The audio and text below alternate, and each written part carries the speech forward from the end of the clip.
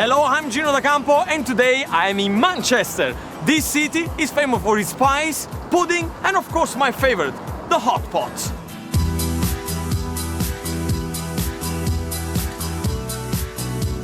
Manchester was at the heart of Britain's Industrial Revolution, where hard-working people were fueled by honest, hardy home cooking. And today I'm here to discover the history behind the home dishes of 3 local cooks. I found 3 delicious recipes with over 300 years of knowledge passed down through generations, and I can't wait to find out the stories behind the recipes. My 3 home cooking stars are going to take over this wonderful restaurant here and make their family favorite dishes the only way they know how. So let's go meet the cooks and prove one more time that does not taste like home. Phil Lindley is making Nanna's oxtail with dumplings. YVONNE Ward is cooking Grandma Louise's mackerel rundown served with okra, yam and dumplings. And Louise Dawson is making her Pop's corned beef hash. Okay guys, welcome to a professional kitchen. What do you feel? Nervous.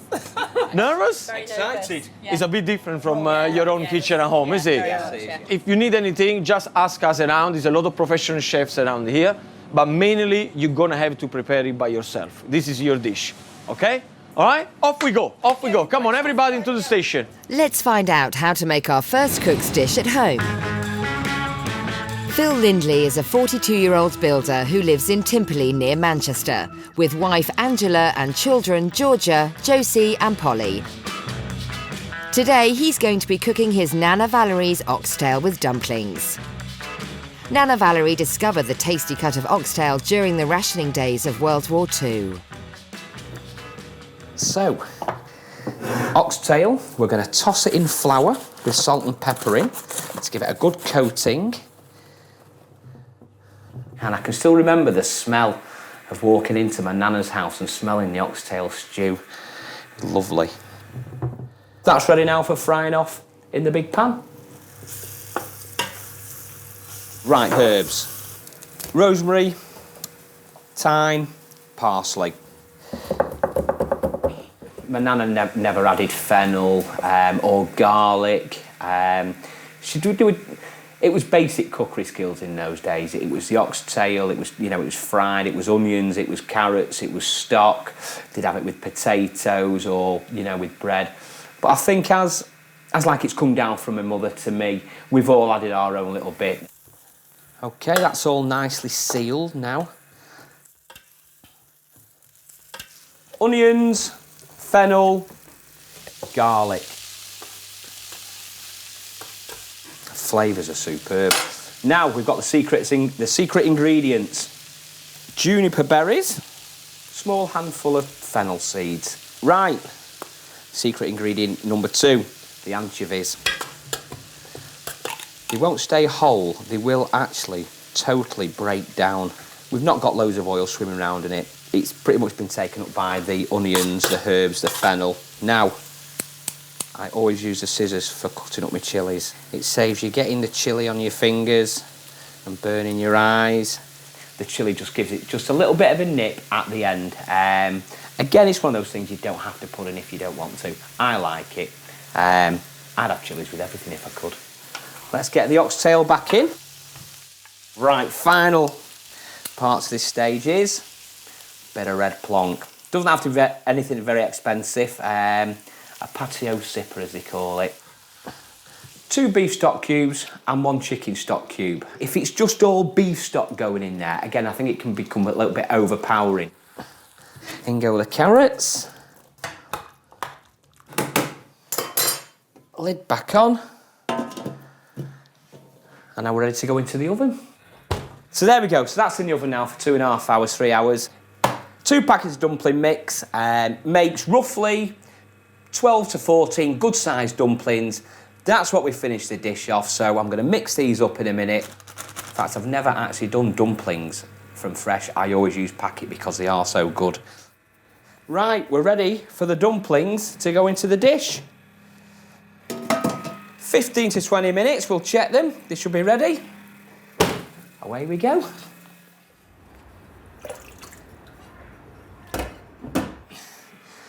the main dish. Nana, I hope I've really made you proud with this one. So that's the secret to Nanna Valerie's mouth-watering oxtail with dumplings. Gino's keen to find out a bit more about its story. Tell me a little bit about this recipe. Well, basically, Gino, it's 4 generations old now. My nana, my mum, myself, my daughter cooks it. Yeah, I suppose it's really the only dish that my nana really passed down to us. My nana, Valerie, lovely, lovely lady. A great nana, looks after us fantastically, very loving. She'd be the one who'd pick you up when you fell over. Yeah, she was fantastic.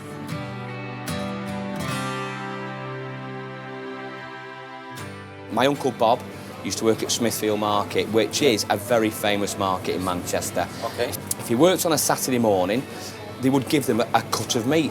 But it wasn't an expensive cut of meat, it was a cheap cut of meat. So it might have been oxtail, it might have been pig's trotters, it might have been tongue. So he always used to get oxtail, used to bring it back, and then my nana used to do the oxtail stew. It reminds me very, very much of staying at my nana's house. She lived in the back of the house. Uncle Bob and Auntie Nell in the front. My nana doing the dish.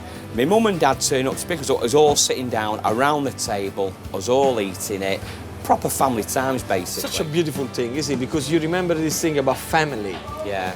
What would it mean to you and to your family to have a dish on a restaurant menu? I would be the proudest man in Manchester. Your family, how would they feel? I think there'd be a lot of pride there. A lot of pride. I'm going to show you how to make now the perfect dumpling, okay? Okay. The base of the dumpling is very easy. Self-raising flour, Yeah. okay? I got 200 grams here. Okay. And then you're going to use these sweets. Right. Sweets has to be always half of the measurement of the flour. So if this is 200 grams, 100 grams. this is 100 grams. Okay. Very simply what you want to do, you put in there, okay? With a tablespoon, you start to mix. A pinch of salt. And then slowly, slowly, you add water, Yeah. okay? So you mix everything together until you get the consistency that is hard enough that you can start to work with your hands. And what's going to happen with the suet, they're going to make this dumpling very, very fluffy, Right. which is going to be absolutely amazing. Can you see? Mix everything together, okay? Like this. Then what you want to do, just put a little bit of flour around, start to move it. And when you feel that it's not sticking to your hand, so that means it's ready. Now, at this point, okay, put some flour into your hand like this. Yeah. Okay, move it. And then very simply, you just start to roll them. Don't roll them, don't make them too tight. Okay, Yeah, because otherwise you're going to lose the fluffiness. And then it's done. Perfect. Look at that. And this is, my friend, is how you make perfect dumpling, okay? No more packets. Never again. No more packets, not gonna perfect dumpling. Look at that. That was so easy. It's never going to happen again. As Phil gets to work chopping onions, he has lofty ambitions for his Nana's oxtail. I want people to love my dish and I want it to be on the table of every household across the country. And bringing that Caribbean sunshine to Manchester is YVONNE Ward from Moss Side. Her recipe all the way from Jamaica is Grandma Louise's mackerel rundown. This feisty fish dish has been in Yvonne's family for at least 3 generations, with Grandma Louise passing it on to Yvonne's mum, who in turn passed it on to Yvonne. This is how I put together Grandma Louise's mackerel rundown. When I'm eating this dish, it reminds me of home, reminds me of some good cooking, so it just makes me feel good and I enjoy it. First, I take 2 salted mackerel and boil them for 20 minutes. Yeah, when that's boiling, you've got to break the coconut. You can see it breaking. Do you know, if I can do this and be safe, anybody can do it. But this has been working like this for years in Jamaica. I take 3 coconuts and grate them into a bowl. I then add warm water to the grated coconut and squeeze it to release the cream. I do this 3 times. Because my mother said you should do it at least 3 times and she knows more than me. Pour this into the strainer. Now this has to run down. It's got to go down. You know, it's got to simmer down, and there's where you get the custard. Meanwhile that's doing, I'm going to take off the mackerel to refresh. I finally chopped 1 large onion, some spring onions, garlic, tomatoes, 1 red pepper, and a Scotch bonnet. Small but deadly. We have these in Jamaica. We use them in a lot of dishes. Oh yeah, Jamaican cooking is spicy, just like me. but sorry, I'm terrible, aren't I? Well, it was my mother when she first came to this country, and she could get some of the ingredients. Well, she couldn't get them in Stockport. She had to go to my side, you know, Alexander Road. This is when you put your ingredients in, when it's like this. You add black pepper, fresh thyme, and now I'm going to put in a bit of curry, and this gives it colour. Woo! Come to mama. Everything is at the point where it should be. There's custard, there's a bit of oil. Next, I break the mackerel, add it to the custard, and let it simmer for 7 to 10 minutes. Now the dish is completed. So that's Yvonne's mackerel rundown, served with okra, yam and dumplings. A veritable feast. What's more, this dish has a fabulously exotic heritage. So Yvonne, tell me where and when did it all start? Well, it all started with my great-great-grandmother, which it came down to my grandmother Louise, and to my mother, and now to me. My mother and father came over to England first, and they used to live in Stockport. How old were you when you started to cook this recipe? Maybe about 14. My mother said to me, Yvonne, come cook. Good memories? Yeah, but frightening because she's a good cook. So you're like, you know, but you still get in there, and here I am now.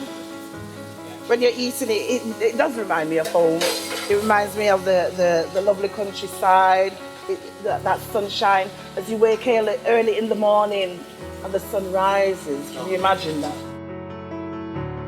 Who makes the best, you and your mom? My mama.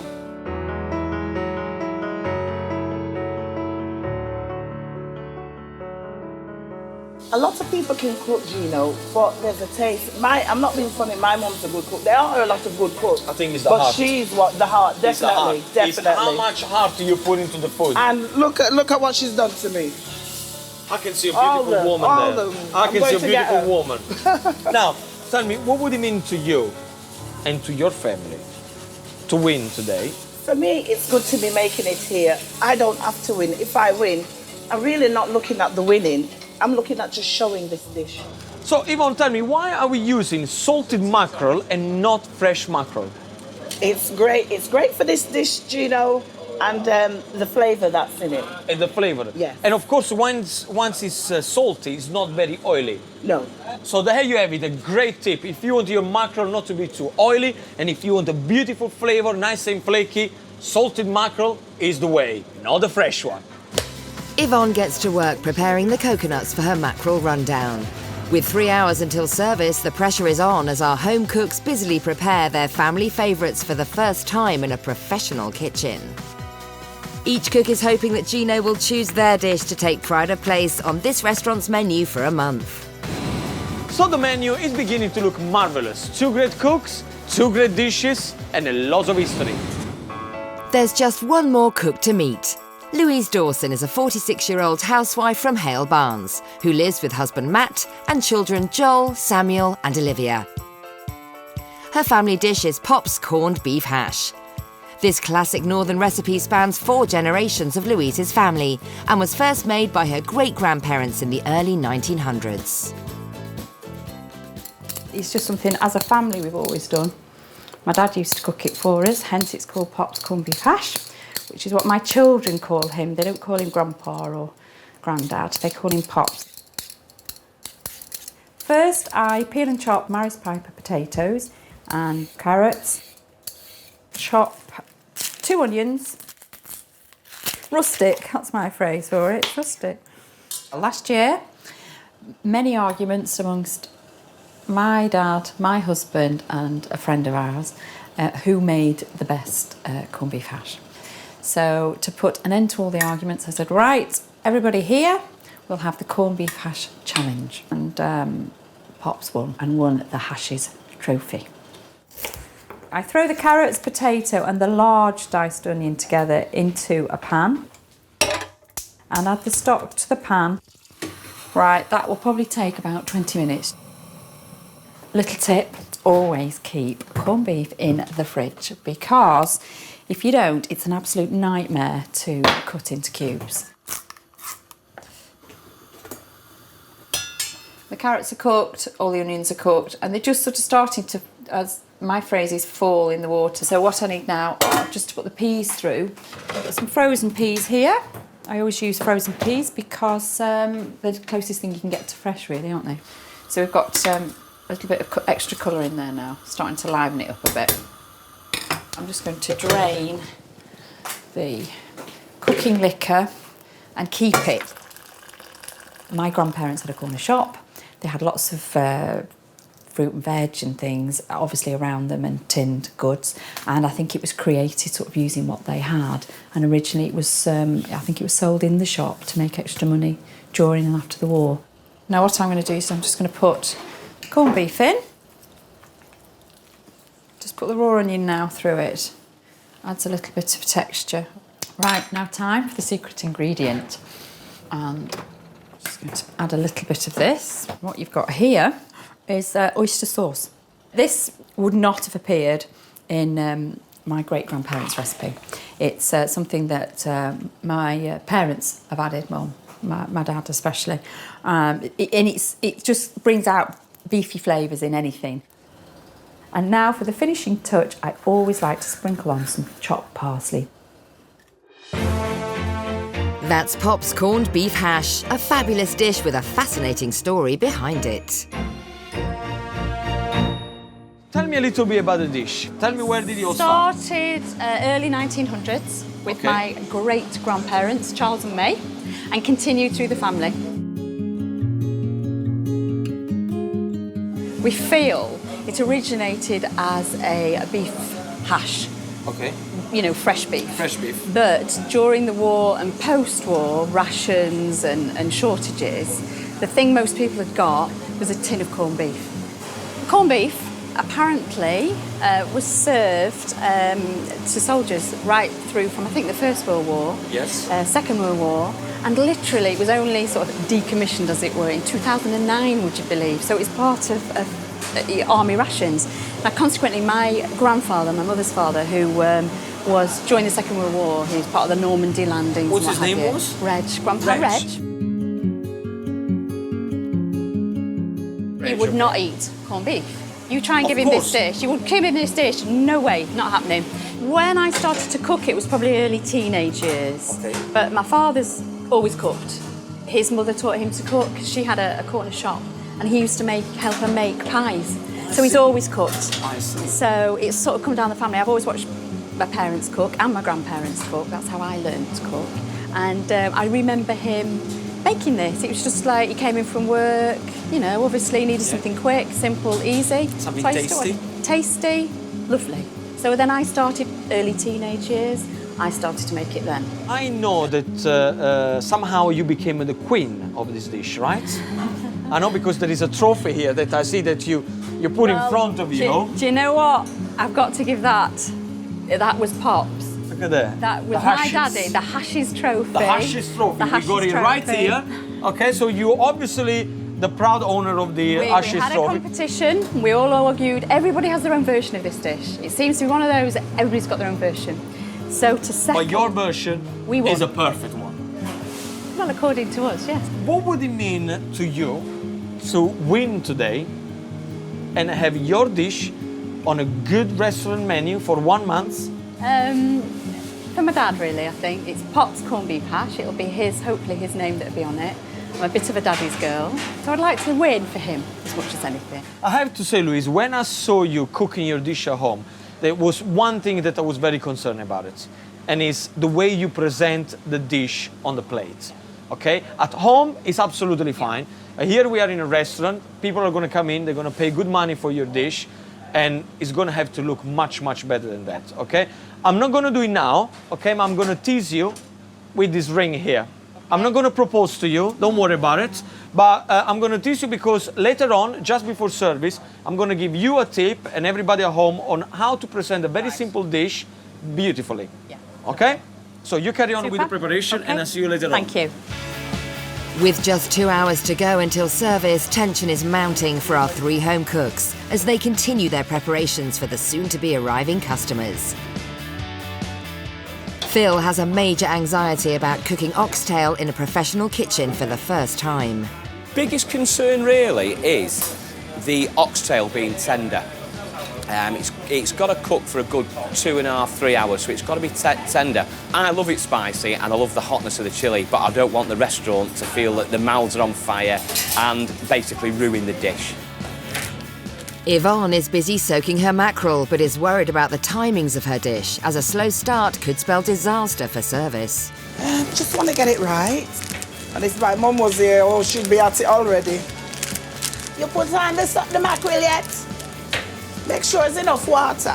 And as Louise prepares her veg, she wonders if the diners will like her family's unique version of this traditional favourite. Most people have their own version of this dish. It's quite a northern dish, I think, so I think it could be quite controversial. So that is today's menu. Centuries of knowledge passed down through generation, each one a favourite right here in Manchester. But which cherished recipe will win a place on this restaurant menu for 1 month? There is only one way to find out. Don't go away. It's almost lunchtime, and with the waiting staff putting the final touches to the dining room, some early customers head to the restaurant bar for an aperitif, all eagerly anticipating our home cook's fantastic recipes. But back in the kitchen, things are not so relaxed. Normally cooking for 4 or 5, suddenly I'm cooking for 20, everything's quadrupled, it's big portions. Feeling good, yeah, the mackerel's ready. I shake it instead of stirring it because if you shake it, it keeps the mackerel whole instead of breaking it up. We like it looking nice. What's happening here? What are you preparing, a batter? I'm making my dumplings, but I've over-egged the pudding really. I put a little bit too much water in. You're making dumplings. So what's going to happen now? We're going to chuck that away and we're going to start again. Chuck it away, we're going to start again. Yeah, that's what we're going to do. Okay, see, this is what's happened. You've been smiling all the way through. I'm Mr. Cool, I know everything is fine, everything is perfect. Look at that. Dumpling completely ruined it. Come on, come on. Gino, This is the famous salted... The rondong. The rondong, the famous salted mackerel. Mackerel rondong, man. Okay. It tastes good, you say. You want to? Nice, so there is no... You want to... Of course I want to taste it. Taste that flavour in there. Not too salty. yeah. Should have a little so when it goes into the rondong, it just runs together. Moisture perfectly enough. And you know what I like? Not too oily. Yeah. Not too oily, so you really get the flavors out of it. Lovely. Louise, what's happening here? Just dicing up some corned beef. It doesn't look at Dicing you, in my all corned beef. I'm prepared, all dear. prepared. Neat and tidy. Neat inside. I like your little things there because look what Louise is doing. She's putting a damp cloth all on top of her vegetable, which is a very beautiful tip. So it keeps all nice and fresh. Your potato are in water, so that means they're not going to discolor. Your preparation with the onion. Yeah. See, that is what it's all about, guys at home. If you have everything prepared, then when it's time to cooking, bang, bang, bang, it's done. Is this your corned beef? It is the corned beef, yes. Is it good? Can I try? Of course you can. I like when it's fried. Yeah. Oh, well. It's not bad. All right, it's not bad. Oh, good. Nice one.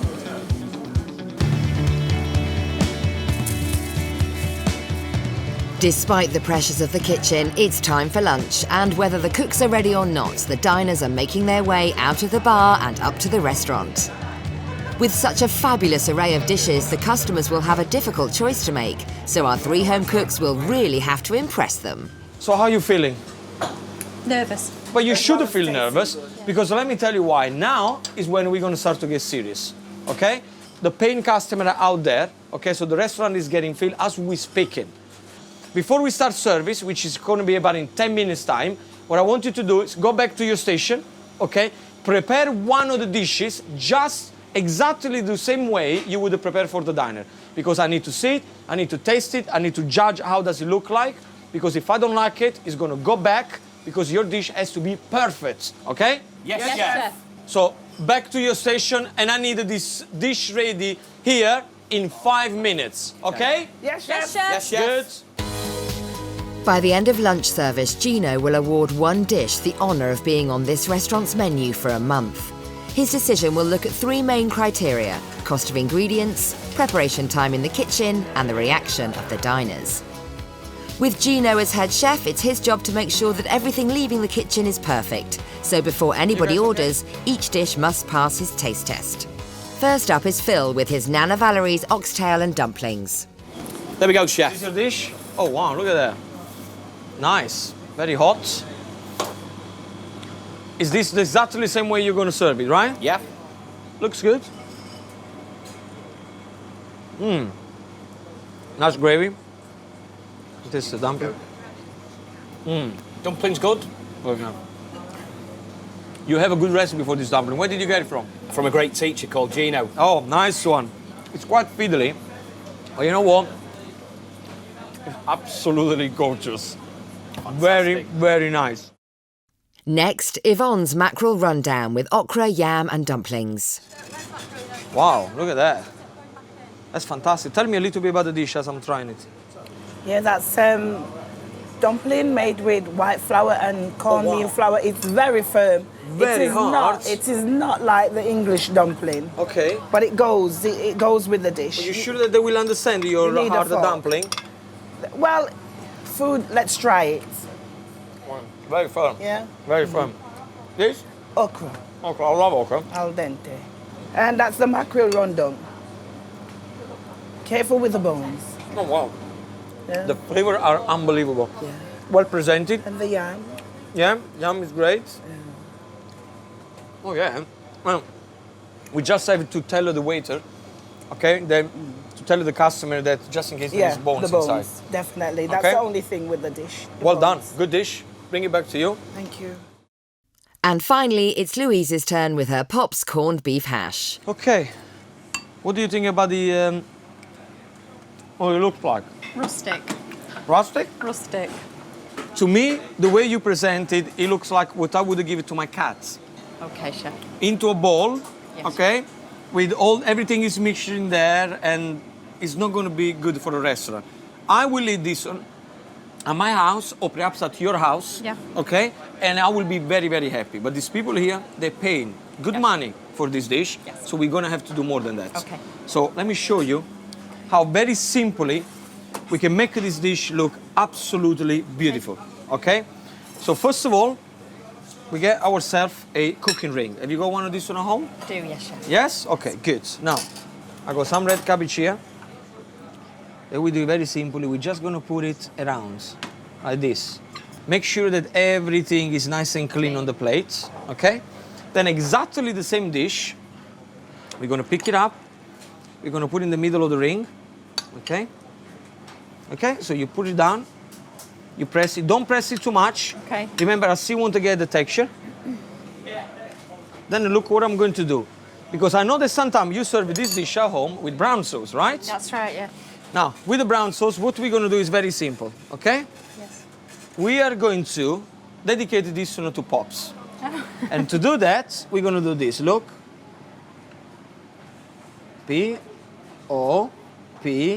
P-O-P-S. Okay? Right, brilliant. Then we're going to lift it up. Yeah. We're going to put your little garnish on the top here. Brilliant. What do you think about that? Beautiful. Thanks, Ciao. chef. We've ordered one of everything, so we can have a choice.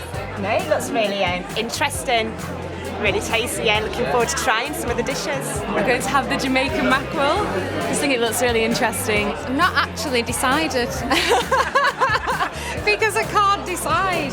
Probably the mackerel or the corned beef hash. With all 3 dishes passing muster, it's time for service to begin.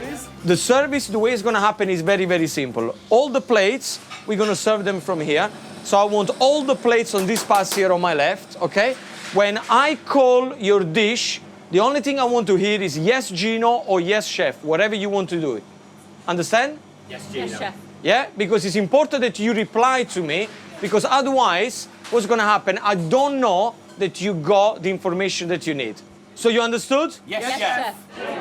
Valerie's oxtail stew with dumplings, please. Jamaican mackerel, please. Pops corned beef hash, please. Okay, guys, listen to me. I need 2 oxtail, 1 mackerel, 1 beef. Yes, chef. Well, let the service begin. 1 mackerel, 2 oxtail, 2 mackerel, 1 beef. Yes, chef. It's like a pressure cooker. Make sure that the plates are clean before you give it to me. How long for the oxtail? 1 minute, chef. I'm trying Gino's tip. He's made it Okay, 1 quite beef, difficult. 1 mackerel. Yes, chef. How long for the mackerel?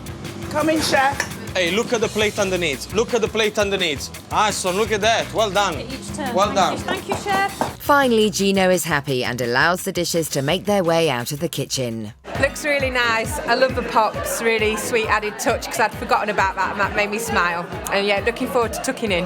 It looks absolutely delicious, and I'm looking forward to trying a recipe that's been handed down through the generations. I'm pumped for the oxtail, and yeah, it looks good. Presentation's nice, and I think I'm going to enjoy it. Well, I have to say we just started 2 tables in, and it looks quite good. Yes. Gino may be happy, but in the confusion of service, Louise has lost track of how many dishes she has to prepare. 2 corned beef, please. Louise, did you understand what I said? I did, chef. Yes, 2 chef. more, yeah? After this one. Do you know how many you got in total? Yes, chef. How many? 4, chef. No. 3, chef. No. Try again. 2, chef. No. Higher. Higher. Sorry, chef. 5 you got in total. 5. While the cooks crack on, Gino heads front of house to meet a very special diner who has lent his name to one of the dishes. It's Louise's Pops. Really well. Yeah. Louise, she's doing really, really... Have you tried it yet? Not yet. Come on, try 1 bite. I want to see what you think. I've got to make sure it's to standard. You tell me. Yeah, that's good. Yeah? She's done you proud? She's done me proud. But, front of house, Gino has noticed something rather alarming about Yvonne's dish. Yvonne? Yvonne? Hello, sorry, I was in the dining room, and I see some of your dishes going out with loads of food on it. I know. How many portions have you got left? There's only about 5. 5? Yeah. 5 portions left? I put too much fish on the plate. Your dish is very popular. What am I going to tell to these people now? We have no fish whatsoever. Remember, this is not a home where you want to feed everybody with big portions. This is the Jamaican thing. I'm sorry. I made a mistake. Can you squeeze 6 out of this? Yeah. You sure? I'm going to try. I'm going to have to. That's a good start. Don't be like that, Gino. Yvonne? Yes, chef? I've just told everybody there is no more fish left, yeah? There's a So few make left. sure I go at least 5 for these orders. I'm just going to have to go with what's left, I'm afraid. Gino's a bit annoyed, I can tell. Yvonne's mackerel rundown has just become mackerel run out. And with now only 2 cooks serving at full capacity, Phil is really starting to feel the pressure. 1 more oxtail. Phil? 1 minute, chef. It can't be 1 minute, man. You can't serve 1 here and then 1 minute after you're gonna serve me the second one. If I ask you for an order, it's no point to say yes, chef, if you're not gonna do it, right? Misunderstood, chef. Phil, what's happened to your beautiful smile? I'm under pressure, chef. Thankfully, service is now well underway and the food seems to be going down well with the diners. This is the corned beef hash, it's delicious. Yeah, very nice actually. The bread and the dumpling was really good to go with the sauce. Just tasted the mackerel and it's delicious, so I'm going to tuck into the rest of it soon. Okay, guys, we have 3 tables. Okay, listen to me very careful. 8 corned beef. Yes, chef. 5 oxtail. Yes, chef. Phil. Chef. The best 5 oxtail that you ever prepared in your life, please. Okay. You know what, my 3 cooks in the kitchen here, they really done their family proud. All 3 have been absolutely fantastic, but which one is gonna make it on the menu? Okay, guys, the last order for corned beef for oxtail. Yes, chef. You got about 20 seconds and I need these dishes here, yeah? Yeah. Yes, chef. Come on, guys. Make sure that all the portions are the same. Come on. Plate. Give me another plate. 26. Louise, don't worry, I will clean your plates. Thank you, chef. Okay, guys, stop whatever you're doing and come here. It's over! Well, yes! Are you okay? Yeah. I'm worn out. You're not crying, are you? No. Even if you didn't shout at me. Oh, you're supposed to shout, so your dish is great. Yeah, How do you feel? How do you feel? It's been nice. It's been very nice. I'm glad for the experience. It's different, this isn't a professional kitchen. Oh, it's totally different. It's totally different, isn't it? The pressure, you're getting them out, the plate's got to be hot, it's got to be clean, and it's got to look good. I loved it. You loved it? I loved it. You want more abuse? Well, you can come in this kitchen. I don't mind abuse. Service is finished and our cooks have done all they can to secure their dish a place on the restaurant's menu for a month. It's now up to the diners, the restaurant's head chef and manager to help GINO make his difficult decision. Had the oxtail, good sort of hearty winter stews, excellent. Yeah, really nice, really tasty. I had the mackerel rundown. The sauce was very nice. Like you just wanted to tear off your bread, dip it in the sauce and eat the bread. I had the Pops corned beef hash. It was really nice, and it was like the perfect size for lunch and things. And the presentation was gorgeous. Well, they seem to have enjoyed them, but which dish will GINO pick? Will it be Phil's Nanna Valerie's oxtail and dumplings, a hearty dish that originated during World War II rationing? I would be the proudest man in Manchester. I would be proud, and yeah, I want to win today.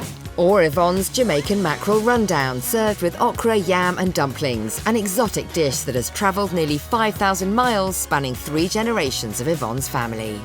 I'm really not looking at the winning. I'm looking at just showing this dish.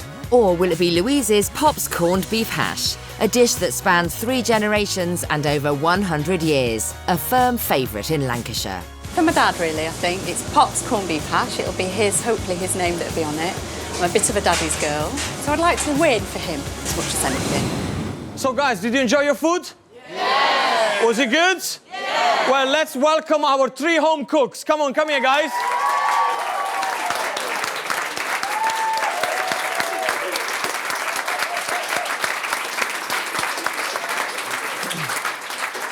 Now, tell me exactly how you feel. Tired.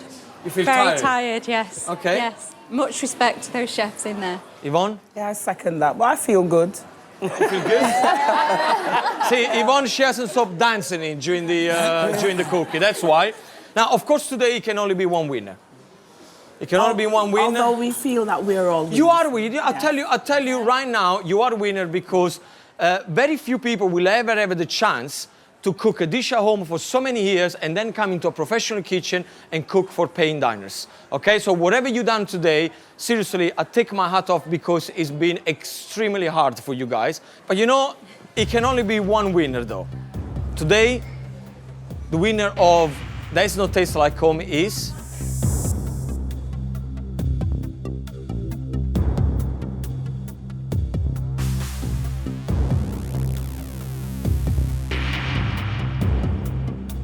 Phil Oxtail.